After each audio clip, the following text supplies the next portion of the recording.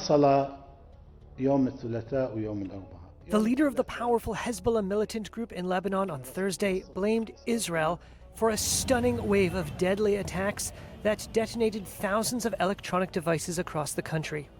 In a speech broadcast from an undisclosed location, Hassan Nasrallah called the attack, quote, unprecedented in the militant group's history. Thousands of pagers were targeted by the Israeli enemy, and they were all detonated at the same time. The enemy violated through this attack all the regulations, laws, and red lines. Lebanon and Hezbollah have blamed Israel for attacks on Hezbollah's communications equipment that killed at least 37 people and wounded around 3,000. Nasrallah acknowledged the attacks represented what he called a major security and military blow. Dozens of funerals show the reach of the strike. On Tuesday, pagers used by Hezbollah began exploding, seemingly detonated remotely. A day later, handheld radios began to explode, sometimes at funerals of those killed in the first wave. On Thursday, the Lebanese army conducted what it said was the controlled demolition of a battery from inside a communications device. Israel has not commented directly on the attacks, which security sources say were probably carried out by its Mossad spy agency. But as Nasrallah spoke, the roar of Israeli jets could be heard over Beirut. Sonic booms as the aircraft broke the sound barrier thundered over the city. Israel said its warplanes struck southern Lebanon overnight.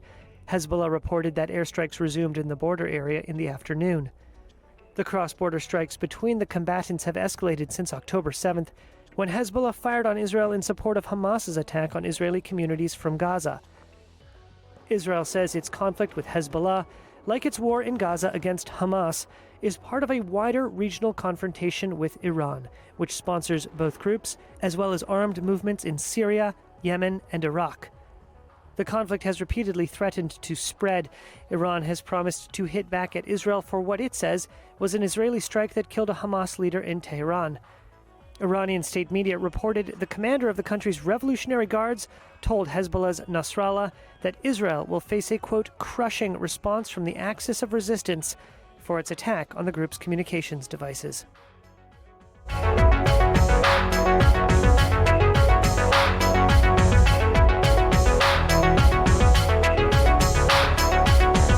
So, just to be clear, can I get your assessment of this attack? You think it was too soon that Israel pulled this off? Or you don't think this is a win for Israel in any way?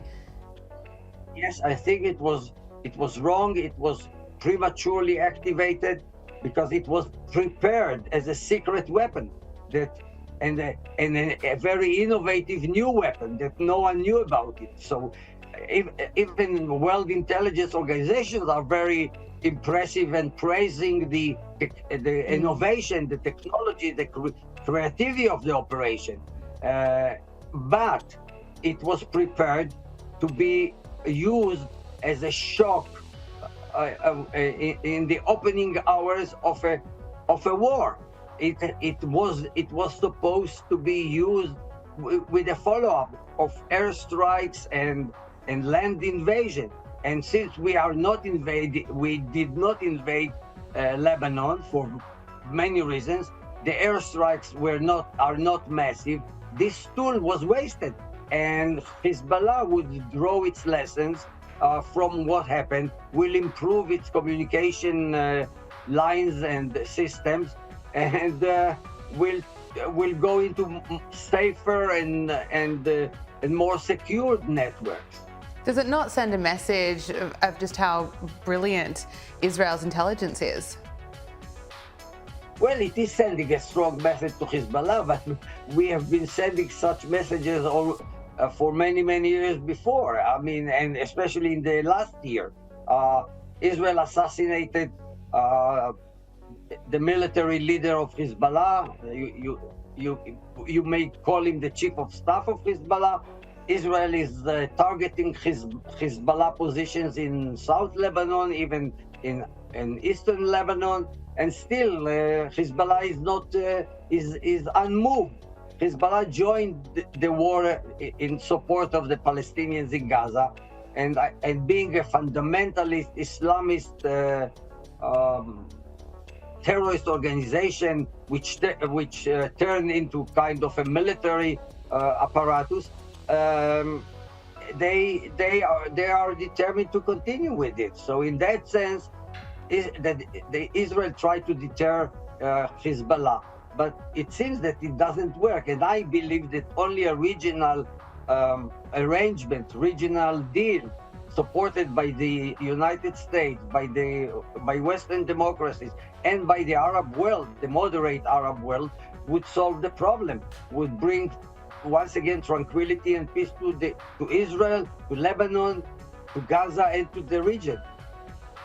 The US election is less than 2 months away. What's your take on how the results will impact the conflict in the Middle East? That's why the United States is very worried.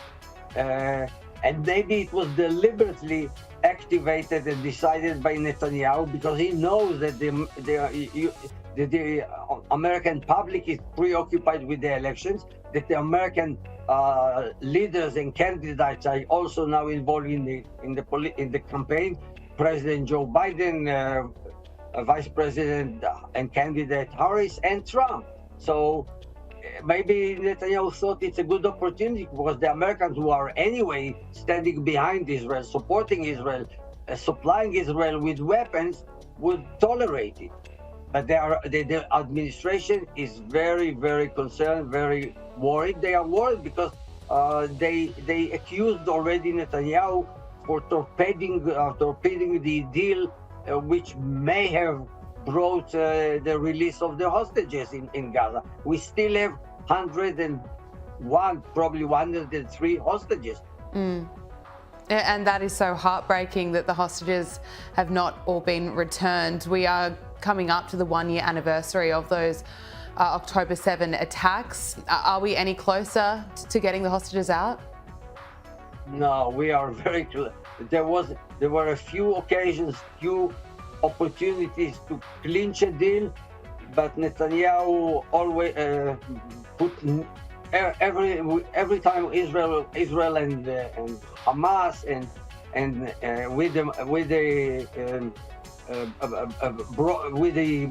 brokers like the United States, Egypt, and Qatar were getting very close to a deal, he torpedoed it by setting new conditions and new preconditions. So we were very close in May. We were very close, even closer in July.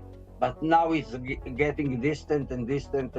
We are not close at all. And in a way, the families at least, and some part of the Israeli public are accusing Netanyahu of deliberately not releasing the hostages, or not have intentions to release them, because it means a ceasefire, and he doesn't want a ceasefire for his political gains and personal gains.